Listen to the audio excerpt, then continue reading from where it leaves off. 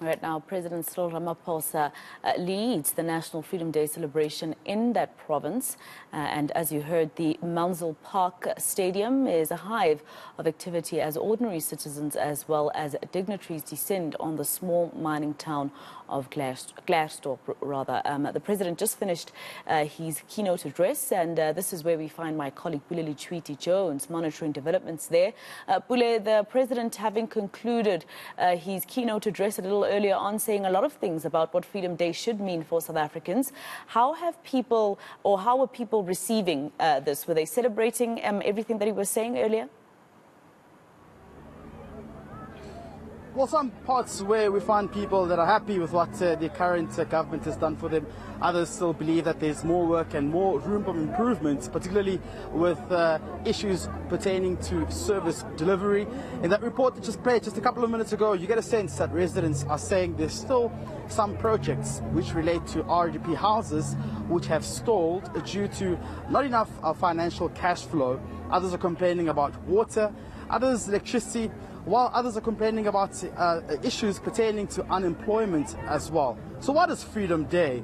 Let's take a listen and get a sense from the Minister of Human Settlements, Mamoloko Kubai, before I speak to the residents in this area as well. Minister, thank you very much for joining us. So there's still some issues on the ground regarding service delivery, especially with the issue of RDP houses, one of which relates to a project to the tune of about 1 or 2 billion rand, which was supposed to be finished, but the municipality says the province and national are stalling.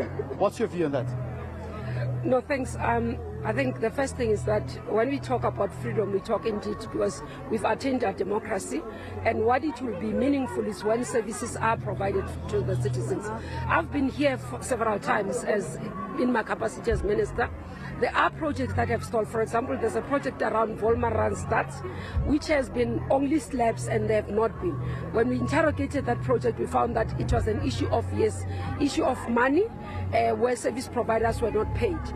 When we interrogated, it was more disputes around the claims, where you find that the service provider will submit particular claims that did not correspond with the work on the ground, because we send teams both as a province and national to assess if the work is correct. The project that you're talking about is an N12 project. In terms of the work, it's a mega project. Mega project is multi-year, so it's not done overnight.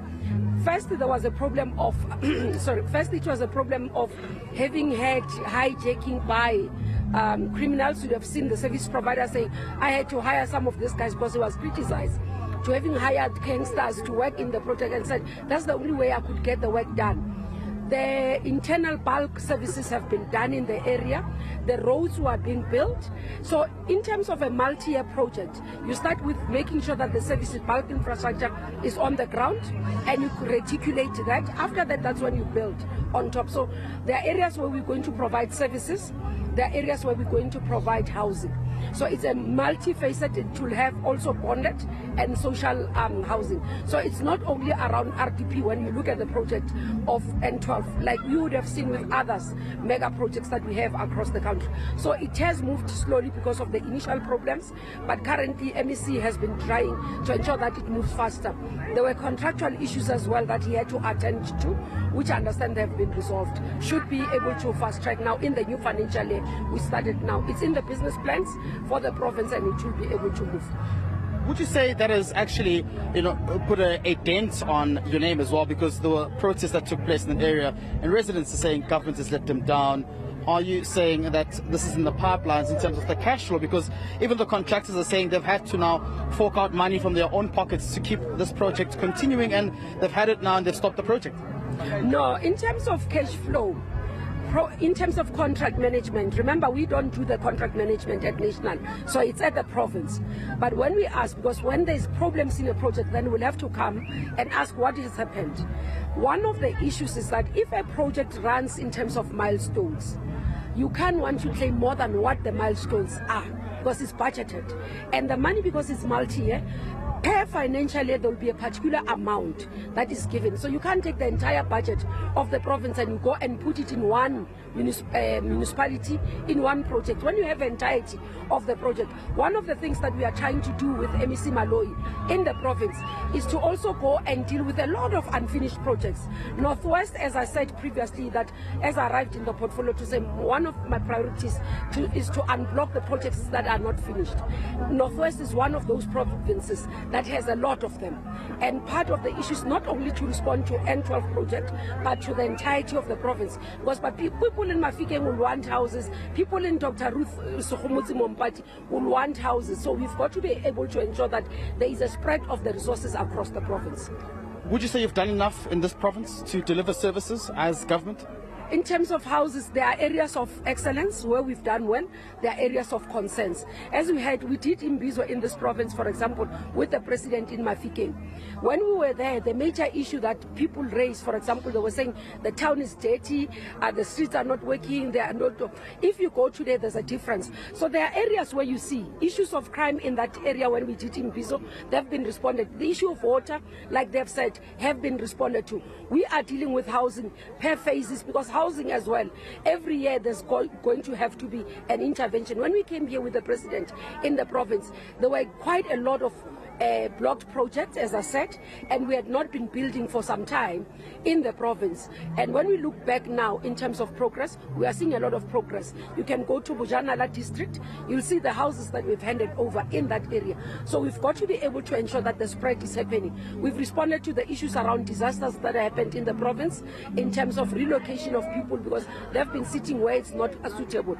Working together with traditional leaders in the areas to assist us to be able to do that. Obviously, before all this to be accomplished, the economy has to be in quite a positive state, and you had the economic transformation of the ANC, your capacity as the NEC member as well.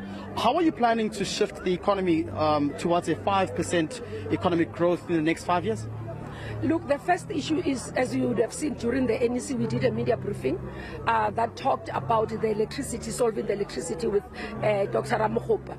Once we saw that there will be a recovery in terms of the economy, because the current major issue for us is it's the electricity.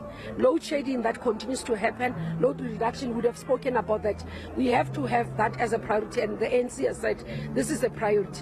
Number two is to monitor global trends. There are certain things that we do not have control of. As you see, the Russia and Ukraine war continues to be a problem globally. You would have seen IMF has revised projections globally in terms of economic growth. So we are not spared from that. So we can continue to deal with domestic issues, but global peace is important to be able to see global economic recovery. So we'll continue to work both in terms of our own country, resolving the issues, attending to issues around logistics in the Transnet area. We'll work together in the country to resolve electricity issues, but also ensure that movement of goods and people and services are done, to be able to see sectors such as tourism, which is mass employment sector, will also have to receive some level of support as well and encouragement to implement the tourism recovery strategy, so that we can be able to see the elements of what we wanted to see in the ERRP. I mean, we saw how investors have just pledged during the investors conference money, that would be, of course, as a form of investing into the country. Will the miscommunication of the international crimes courts, when South Africa took a stance to say they will withdraw, then go back, will that affect investors' confidence? No, it wouldn't. I think sometimes what we have as domestic issues, we tend to think that affect the market. I don't think anyone has to do what people are waiting for is to hear. It was unfortunate that, and I think the Secretary General and the NC has clarified it. But from an economic perspective, I don't think it will affect any work that we are doing in that space, as long as there's been clarification of the stance and there's policy certainty. Of course, given the financial crimes, how do you plan to exit the grey listing? There's a plan that has been worked out that is currently being implemented. We are not the first country to go into the grey listing, for example, and we are learning out of that. We've seen them come out.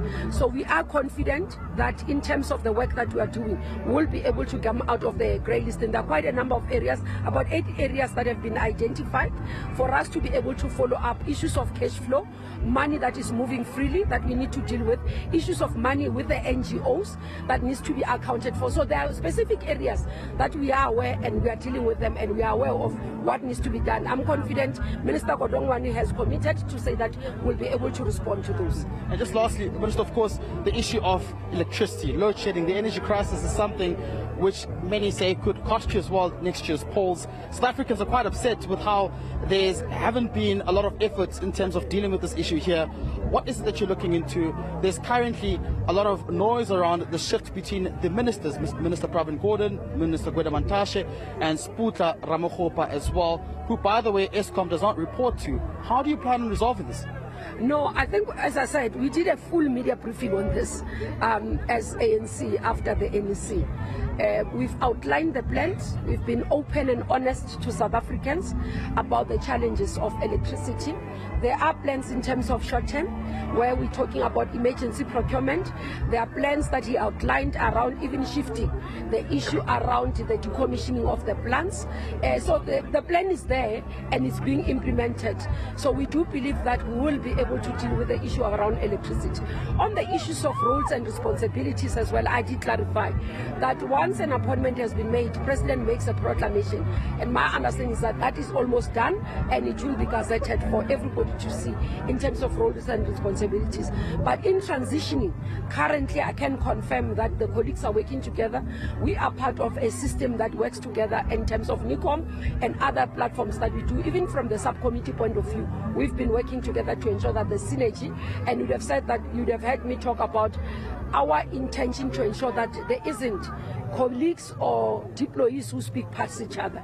And that's my responsibility from the ETC to ensure that there's cohesion in terms of the messaging. Minister, thank you very much for your time and joining us this afternoon. That was the Minister of Human Settlements, Mamuluko Kubai. Let me just speak to some of the residents here. Maybe, perhaps you may want to speak to us. Mama, talk to us. How is Freedom Day for you?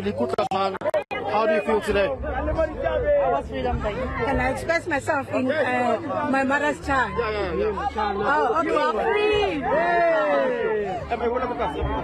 How do you feel, ma'am? I'm very much excited. At the end of the day, the president came to see the community in Northwest Excellence. I mean, everyone have a complete metric, have a women empowerment, how a miracle Northwest.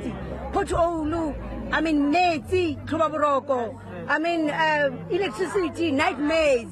Well, this is Are you happy with the president's visit, or you feel he could have done more to visit the communities? I'm over the moon. I'm over the moon because I know that he has seen something. I know that he has seen something amongst our community. He didn't just come and just have a look and go. He will do something. I'm very much confident in President Cyril Ramaphosa. Also, Freedom Day. Freedom Day ke nna Eugenie van Rooyen as ke le mosadi wa artisanal miner in the sector. I'm from guys, can you keep it low, please? I'm from an organization called National Association of Artisanal Miner, and I'm from a mining community where I'm staying. It's Margaret Village. So jaka ke dula ko Margaret Village, there's no employment. I'm 33 years old too. Ke thotse gore I had gore ke bele Zamazama, most of the people, they must understand gore Zamazama ke eng. Zamazama where I'm staying ke gore rona ha re khirisi mo batho ba re dula mo go bone teng. Ba re bona we are trying go gwetsa a living for our families gore ba khona gore ba je. Ke na le bana ba le bararo ha se bitsa me ke bereki. And then so bana ba le bararo ba ya sekolong. And then ke le youth yana, I think the government should do more by legalize a National Association of Artisanal Miners.